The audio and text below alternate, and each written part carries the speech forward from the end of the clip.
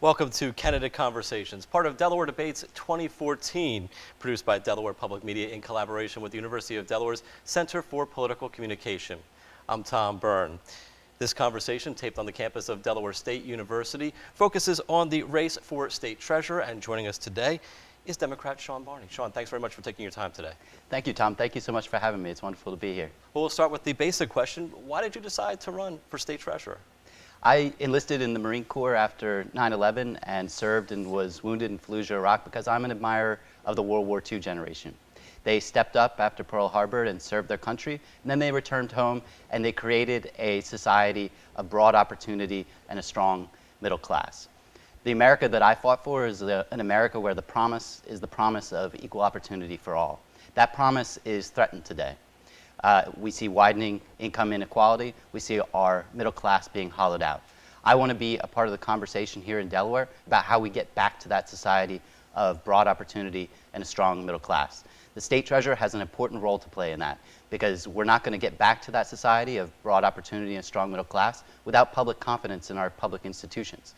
And the first thing that diminishes public confidence in our public institution is mismanagement of the taxpayers' money. So I will be a responsible custodian of the taxpayers' money. I will look out for the best interests of the taxpayers, but I will also realize the full potential of the office to create broader opportunity and strengthen our middle class.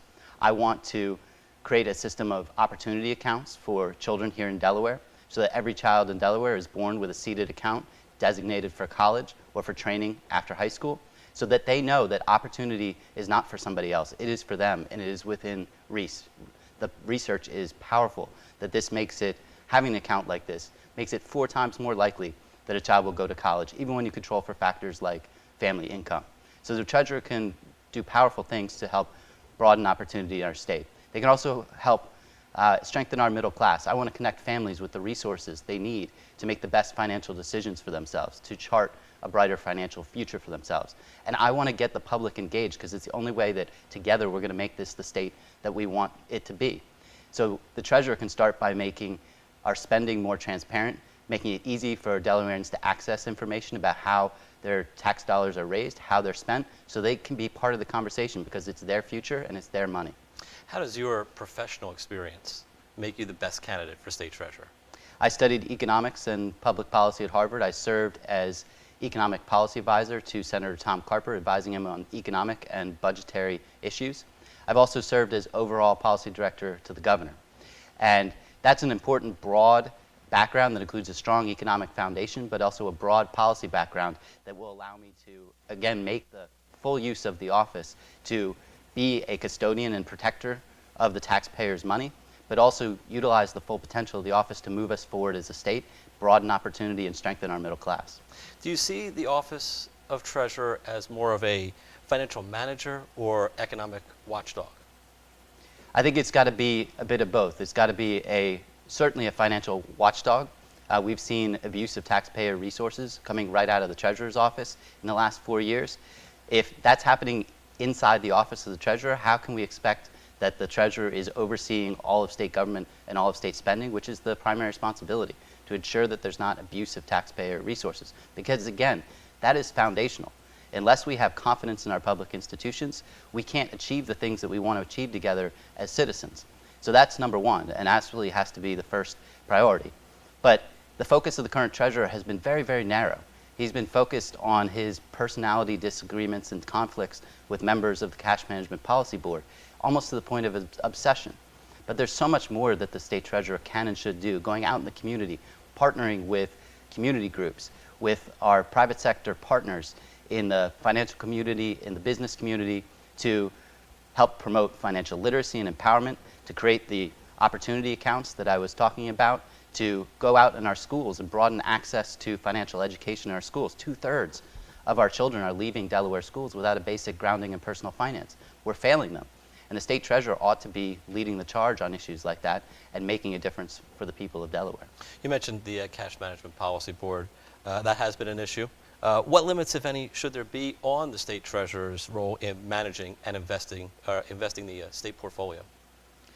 We have a system here in Delaware where we have made the decision, the General Assembly has made the decision, as the power that has the constitutional authority over the purse, over the money whether it's being spent or whether it's being saved and invested for later. We've made the decision that we are not going to give one elected official control of $2 billion. And the reason for that is it's a recipe for corruption. Very few states make the mistake of doing that. There are some states, Mississippi, Louisiana, Arkansas, that make that mistake, and the results are quite unfortunate. You see money being, state investments being steered in return for gifts and travel.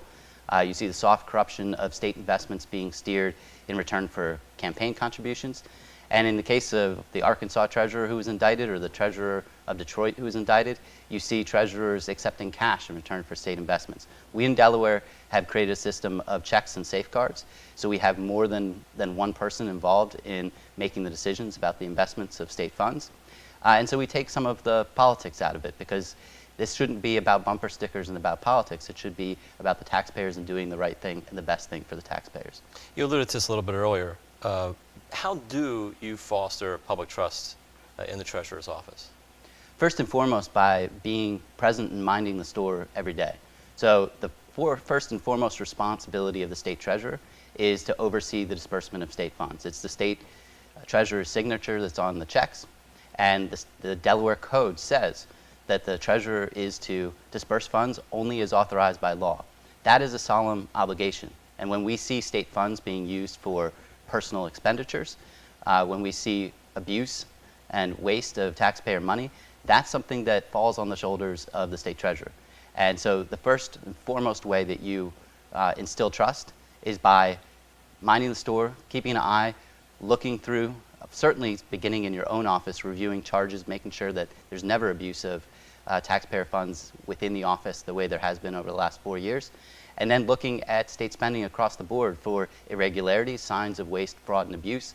And that's the first and foremost responsibility of the treasurer, and that is integral and vital and fundamental for preserving the public confidence in our government and in our public institutions. You also talked about this a little bit earlier, but I want to go back to it. As state treasurer, how do you specifically foster greater financial literacy in the first state?